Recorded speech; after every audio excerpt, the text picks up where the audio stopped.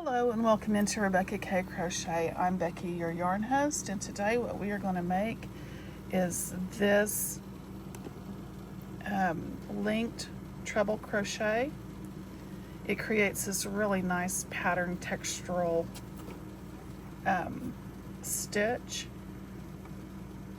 And what I'm using today, of course, I've been using this through the whole blanket that we're making, is a J 6mm Susan Bates hook.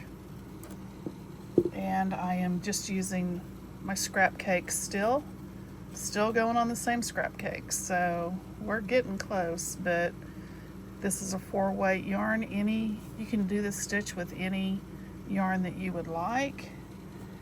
And I hope that you like and subscribe. Hit the bell notification. And there's the other side of it. It's reversible, so depends on which side that you want to start with. But yep, let's get started. Okay, we are going to chain 27 plus 3 at the end.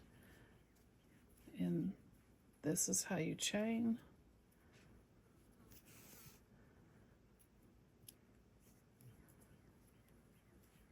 I have been canning all day, so I've broken nails, I've done all kinds of good stuff. So trying to get this video out for you guys today so you have one tomorrow.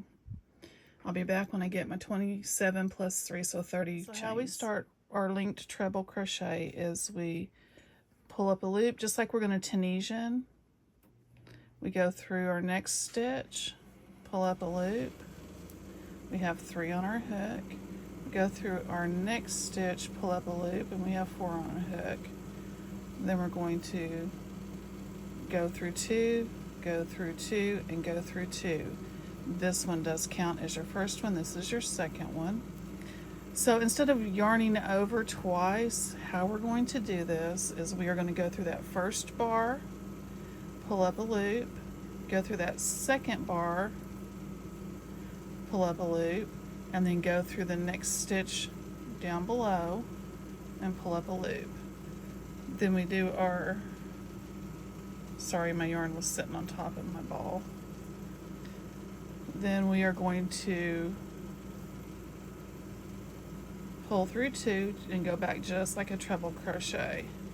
And that's your linked treble. So you see this, you have 2 here. They're not apart at all. There's no gap in between them. So you go through this one, pull up a loop, go through the next bar down, pull up a loop, and then go through the next stitch and pull up a loop. Pull through 2, pull through 2, and pull through 2. And that's what you're looking like. I'll do that with you again. So your bars are here and here and then here. And that's what you're looking for, is the first bar, the second bar, and then down here. Now there is a way for this not to look like a double crochet, like a single crochet. But for this tutorial, that's how I'm going to do it, is like this, because there's a reason I'm teaching you this stitch. I'm getting ready to create a summer cardigan or summer blouse out of this stitch. So it's faster to work up, and it's linked so it doesn't it's a linked stitch, so it's not going to show like a treble crochet would actually show, have all the holes that a treble crochet would have.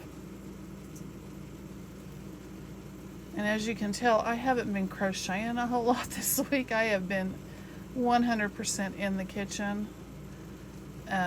So my fingers are not, muscle memory is not there right now, because I normally crochet several hours a day. And I haven't been crocheting very much.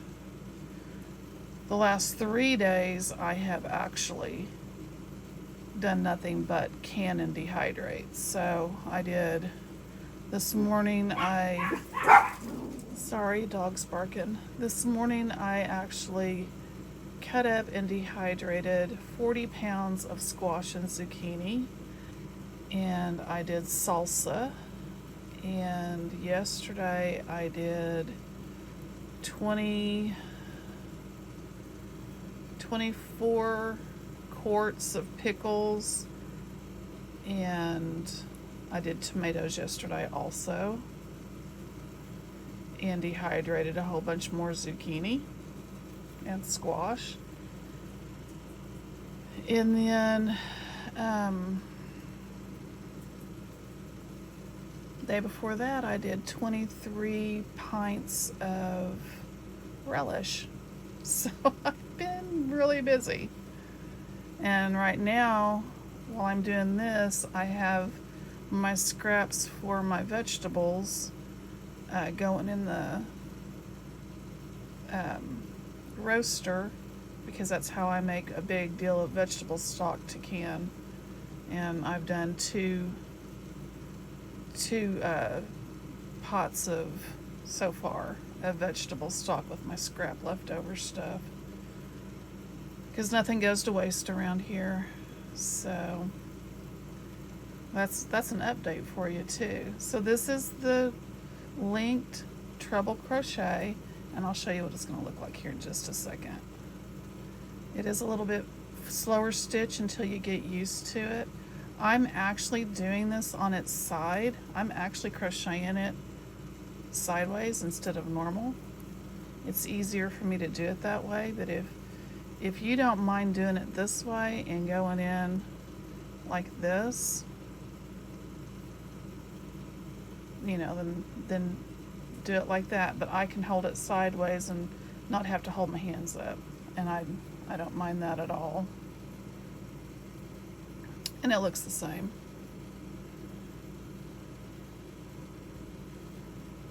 So that's what it's looking like. It looks like 3 rows of single crochet, which I think is pretty awesome, honestly.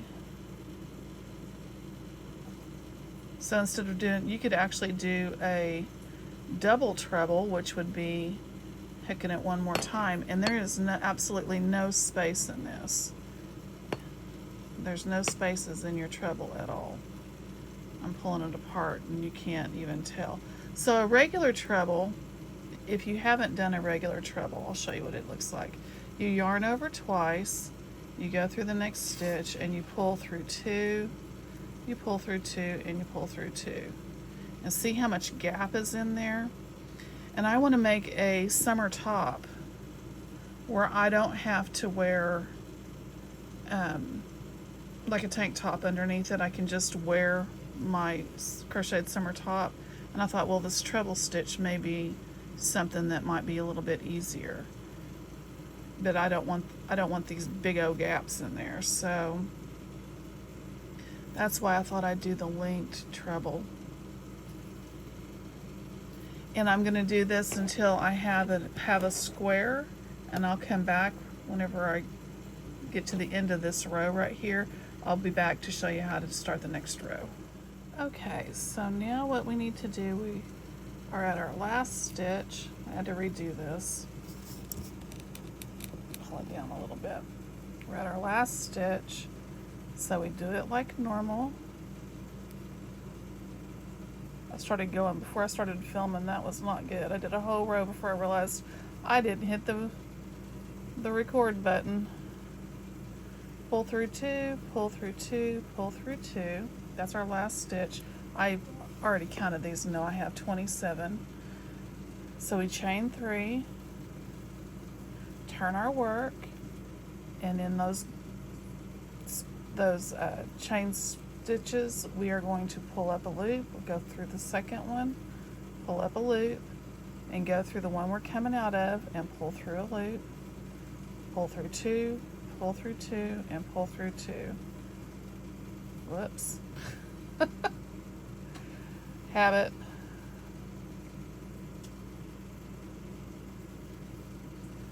And just continue on doing this stitch all the way across our work. And I don't know if I've said this, I've had to restart this video several times, but what I'm wanting to do with this stitch is create a summer top. I don't want it to be too holey. We're going to see if this will work. I'm going to use a 3-weight yarn, and I thought this would be perfect on the top, and then do something a little bit looser, lacier, flowier on the bottom so that it breathes a little bit better with cotton yarn. And we will see how that works. If I can get that done in the next couple of weeks, that'd be great. I'm going to try to work on that in my spare time so I can get that video out to you guys. But in the meantime, you can practice this stitch so that you can get it down. That's what I was thinking I would do, is give this stitch to you guys so you can practice it and build on top of my stitches that we're doing. And create beautiful projects, I hope. We will see.